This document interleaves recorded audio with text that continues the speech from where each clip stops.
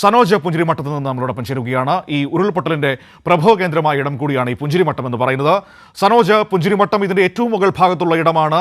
അവിടെ ജനകീയ തെരച്ചിലിന് ഈ സമയത്ത് എങ്ങനെയാണ് മുന്നോട്ട് പോകുന്നത്? എത്രത്തോളം ആളുകൾ ആ പ്രദേശത്തേക്ക് തെരച്ചിലിൽ പങ്കെടുക്കാനായി എത്തിയിട്ടുണ്ട്?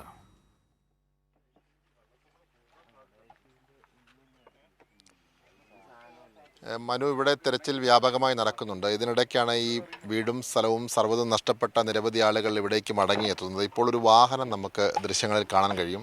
ഇത് ഈ പ്രദേശവാസിയായിട്ടുള്ള ഫിർഷാദിൻ്റെ ആണ്. ഫിർഷാദ് ഇപ്പോൾ നമുക്കൊപ്പമുണ്ട്. ഇദ്ദേഹത്തിൻ്റെ ഉമ്മയും ഉപ്പയും ഒപ്പം തന്നെ സഹോദരനും സഹോദരൻ്റെ ഭാര്യയും മകളും 5 പേരാണ് അദ്ദേഹത്തിന് നഷ്ടപ്പെട്ടത്. ഇപ്പോൾ ദുരിതാശ്വാസ ക്യാമ്പിൽ നിന്നും അദ്ദേഹം ഇവിടേക്ക് എത്തിയിരിക്കുകയാണ്. അദ്ദേഹത്തിൻ്റെ വീടില്ല, ഉറ്റവരില്ല, ഉടയവരില്ല. അതാണ് ഇവിടുത്തെ ഒരു സാഹചര്യം. ഇപ്പോൾ വാഹനം നമുക്ക് ദൃശ്യങ്ങളിൽ കാണാൻ കഴിയുന്നുണ്ട്. വാഹനം പൂർണ്ണമായും ഉപയോഗിക്കാൻ പോലും കഴിയത്തില്ലാത്ത തരത്തിൽ തകർന്ന് താറുമാറായിപ്പോയി. ഒരു സ്വപ്നങ്ങൾ ഒന്നാകെ എടുത്തുകൊണ്ടുപോയി. ഫിർഷാദിനോട് ഈ ഘട്ടത്തിൽ ചോദിക്കുമ്പോൾ തന്നെ നമുക്ക് സങ്കടമുണ്ട്. ഫിർഷാദ്, എന്താണ് നിങ്ങളുടെ ഒരു ജീവിത സാഹചര്യം? സാഹചര്യത്തിന് ഇപ്പോൾ കുഴപ്പമൊന്നുമില്ല. പോകാനുള്ളതൊക്കെ പോയി, അത്ര തന്നെ ഉള്ളൂ. ഫാമിലിയും വീടും അങ്ങനത്തെ വണ്ടിയും കാര്യങ്ങളൊക്കെ പോയി. അന്ന് സംഭവം നടക്കുമ്പോൾ വീട്ടിൽ ആരൊക്കെ ഉണ്ടായിരുന്നു? സംഭവം നടക്കുമ്പോൾ ഞങ്ങളെല്ലാവരും ഈ വീട്ടിലായിരുന്നു. ഇവിടെ ഞങ്ങളെ തറവാട് വീടാത്. അപ്പോൾ അവർ ഫുഡ് കഴിച്ചിട്ടൊരു 10 മണിയായപ്പോൾ ഇവർ 5 പേര് അങ്ങോട്ട് പോയതാ. വീട് തൊട്ടതായി തന്നെയാണ്. കിടക്കാൻ വേണ്ടി പോയതാ. പിന്നെ നമ്മൾ ഈ സൗണ്ടൊക്കെ കേട്ട് അറിയുമ്പോൾ ഒന്നും ബാക്കി ഉണ്ടായിട്ടില്ല.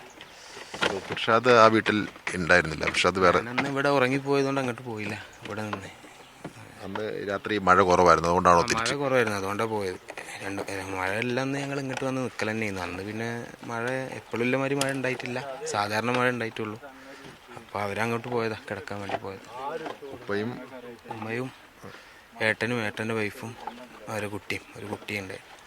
അതിൽ 2 പേരെ കണ്ടെത്തിയിട്ടുള്ളൂ അല്ലേ? ഏട്ടനെയും ഏട്ടൻ്റെ വൈഫിനെയും കിട്ടി. 3 പേരെ കിട്ടാനാണ്. മനു, ഇതാണ് ഇവിടുത്തെ കാഴ്ചകൾ. ഇങ്ങനെ ഓരോ മനുഷ്യന്മാരും ഇവിടേക്ക് മടങ്ങിയെത്തുമ്പോൾ അവരുടെ ജീവിത സ്വപ്നങ്ങൾ ഒന്നാകെ ഒലിച്ചു പോയതിൻ്റെ ബാക്കി പത്രങ്ങളായി ഇത്തരത്തിലുള്ള ഈ വാഹനങ്ങളൊക്കെയാണ്. കാരണം അദ്ദേഹത്തിൻ്റെ ജീവിതവുമായി ബന്ധപ്പെട്ടുകൊണ്ട്, റിസോർട്ട് മേഖലയുമായി ബന്ധപ്പെട്ടുകൊണ്ട് ഉപയോഗിക്കാൻ വേണ്ടി വാങ്ങിയ ഒരു വാഹനമായിരുന്നു ഇത്. വാഹനം വാങ്ങി 6 ദിവസം പിന്നിടുമ്പോഴാണ് ഈ ഉരുൾപൊട്ടലുണ്ടായത്. ഈ ഉരുൾപൊട്ടലിലാണ് അദ്ദേഹത്തിൻ്റെ എല്ലാവരും, വാഹനത്തെക്കാൾ ഉപരി അദ്ദേഹത്തിൻ്റെ ഉപ്പയും ഉമ്മയും സഹോദരനും സഹോദരൻ്റെ ഭാര്യയും കുഞ്ഞും, അങ്ങനെ 5 പേര് നഷ്ടപ്പെട്ടു. 2 പേരെ മാത്രം കണ്ടെത്തി. 3 പേരെക്കുറിച്ച് ഇപ്പോഴും യാതൊരു വിവരവുമില്ല. ഇങ്ങനെ നൊമ്പരപ്പെടുത്തുന്ന ഒരുപാട് ഓർമ്മകളാണ് ഈ ദിവസങ്ങളിൽ ഇന്ന് ഈ ജനകീയ തെരച്ചിലിൻ്റെ ഭാഗമായി ഇവിടെ നിന്ന് നൽകാൻ കഴിയുന്നത്. കാരണം പലരും ഈ ജനകീയ തെരച്ചിലിൻ്റെ ഭാഗമാകാൻ ഇവിടേക്ക് വരികയാണ്. അപ്പോൾ ഒന്നുമില്ലാത്ത കാഴ്ചകളാണ് ഇവർക്കവിടെ കാണേണ്ടി വരുന്നത്. മനു, തീർച്ചയായും സങ്കടത്തിൻ്റെ ഒരുപാട് കാഴ്ചകളാണ് നമുക്കവിടെ കാണാൻ കഴിയുന്നത്. ഈ ജനകീയ തെരച്ചിലിൻ്റെ ഭാഗമായി അങ്ങോട്ടേക്ക് അവിടെ നേരത്തെ താമസിച്ചിരുന്നവർ വരുമ്പോൾ അവരുടെ മനസ്സിലേക്ക് ഒരുപക്ഷെ പഴയ കാര്യങ്ങളൊക്കെ ഓടിയെത്താം. അവർ സന്തോഷത്തോടെ അവിടെ ജീവിച്ചിരുന്ന ആ സമയത്തെക്കുറിച്ച് ഓർമ്മ വരാം. അതൊക്കെ വരുമ്പോൾ അവർക്ക് സങ്കടങ്ങൾ മാത്രമാണ് ഇപ്പോൾ ബാക്കിയായിരിക്കുന്നത്. ജീവിച്ചിരിക്കുന്ന മനുഷ്യരുടെ മുൻപിലുള്ള ഏറ്റവും പ്രധാനപ്പെട്ട വെല്ലുവിളി എന്ന് പറയുന്നത് ഈ പ്രശ്നങ്ങളിൽ നിന്ന്, അല്ലെങ്കിൽ ഈ ട്രോമയിൽ നിന്ന് അവരെ കരകയറ്റുക എന്നതാണ്. അവരെ മാനസികമായി ഏറ്റവും കൂടുതൽ ബാധിച്ചിരിക്കുന്ന ഒരു സമയം കൂടിയാണ്.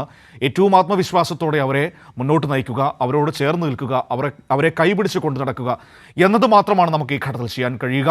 ഏറ്റവും നല്ല പുനരധിവാസം അവർക്ക് ഉറപ്പാക്കുക എന്ന വലിയ ഉത്തരവാദിത്വം സർക്കാരിൻ്റെ മുൻപിലുമുണ്ട്. അത് ചെയ്യുമെന്ന് മുഖ്യമന്ത്രി കൃത്യമായ ഉറപ്പ് ഓരോ ദിവസവും നമുക്ക് നൽകുകയും ചെയ്യുന്നുണ്ട്.